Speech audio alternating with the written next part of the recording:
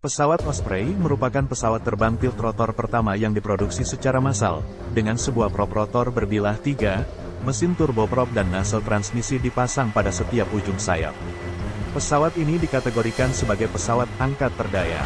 Saat lepas landas dan mendarat, pesawat ini biasanya dioperasikan dalam mode helikopter dengan nacelle vertikal dan rotor horizontal.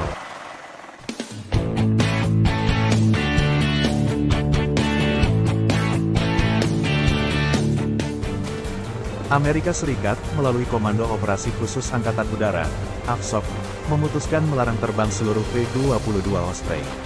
Seluruh pesawat yang diidamkan Menteri Pertahanan Prabowo Subianto itu harus melewati pemeriksaan tuntas.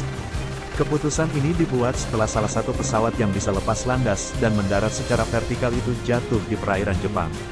AFSOC mengungkapkan larangan itu pada Rabu, tanggal 6 Desember tahun 2023 sore waktu Florida.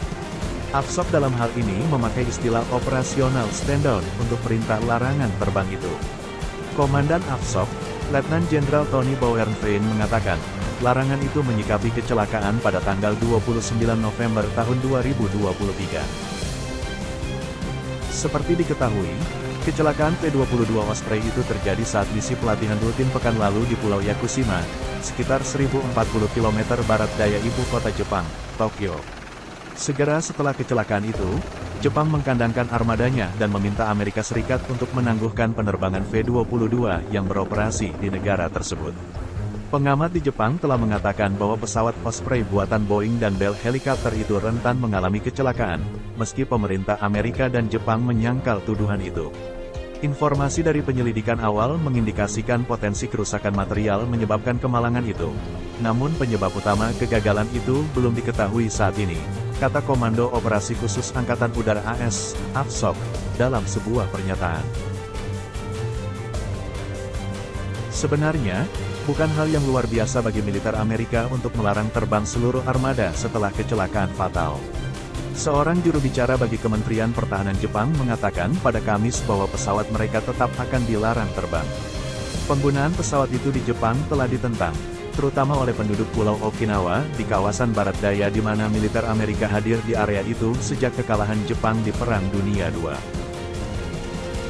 Kecelakaan pesawat Osprey di lokasi itu pada 2016 juga memicu Amerika untuk melarang terbang armada pesawat mereka di Jepang.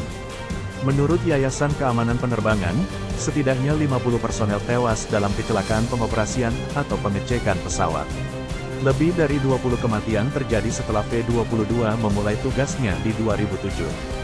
Pada Agustus, 3 marinir Amerika tewas dalam kecelakaan Osprey lepas pantai Australia Utara ketika mengantarkan pasukan dalam latihan militer rutin. Pada 2022, 4 personel Amerika tewas ketika pesawat Osprey jatuh di kawasan terpencil di utara Norwegia dalam latihan militer NATO.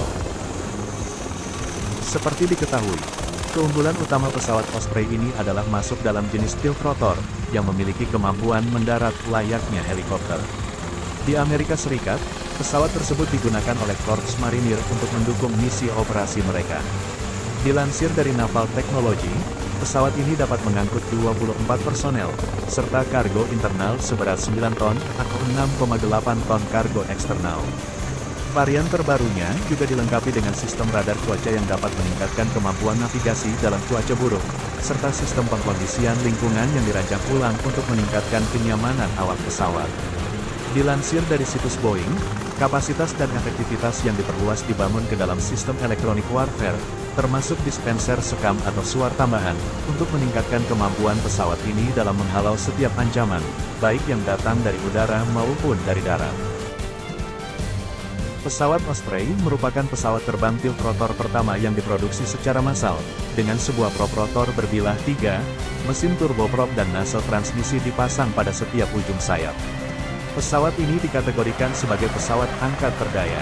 Saat lepas landas dan mendarat, pesawat ini biasanya dioperasikan dalam mode helikopter dengan nacelle vertikal dan rotor horizontal. Setelah terbang, nacelle dirotasikan 90 derajat ke depan untuk melakukan penerbangan horizontal seperti pesawat turboprop konvensional yang lebih efisien dan cepat. Untuk mode penyimpanan dan transportasi kompak, sayap V-22 dapat diputar sehingga sejajar dengan badan pesawat. Bilah proprotornya dapat juga dilipat, sehingga pesawat ini dapat disimpan secara efisien di kapal induk. Bahan komposit pada pesawat ini mencapai 43% dari keseluruhan kerangka pesawat. Misi Osprey lebih banyak menggunakan mode penerbangan sayap tetap untuk mengurangi keausan pada komponen pesawat dan menekan biaya operasi.